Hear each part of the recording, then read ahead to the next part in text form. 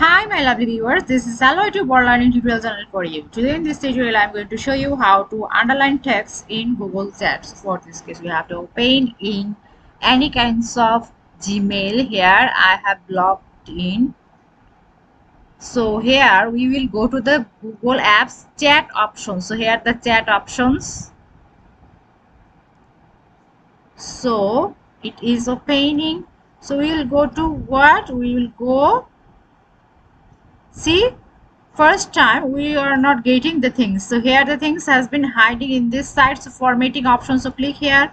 See here the underline option. So click here. So now when we write anything, hello world, see the thing has been revealed in this way.